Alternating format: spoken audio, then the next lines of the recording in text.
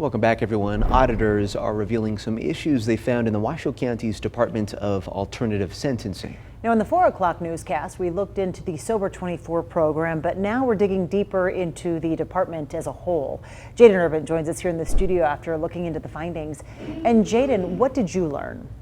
Yeah, there is a lot in there about overspending and a lack of documentation on finances. Now, the audit report will be shared with the Washoe County Commissioners tomorrow morning, but we'll show you some of the highlights that we found from the report.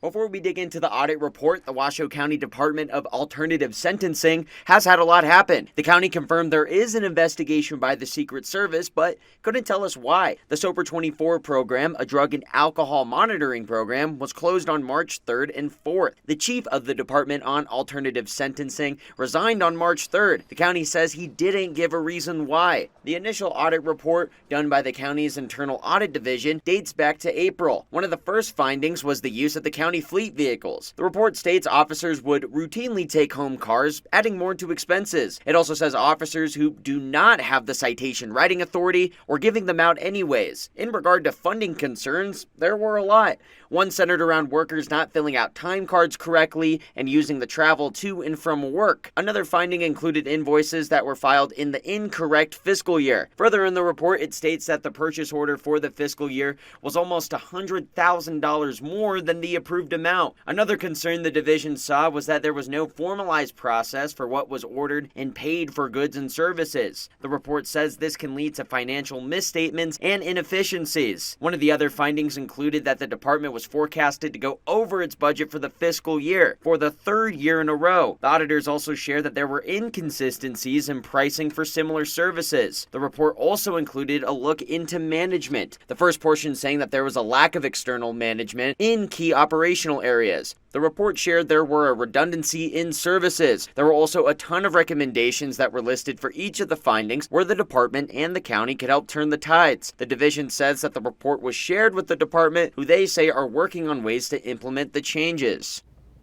And we did reach out to the county for a comment, and they said that they could not speak on it today. And if you want to take a look at the full audit report, we have that in our news links section on our 2 News website. Covering the story, Jaden Urban, 2 News Nevada.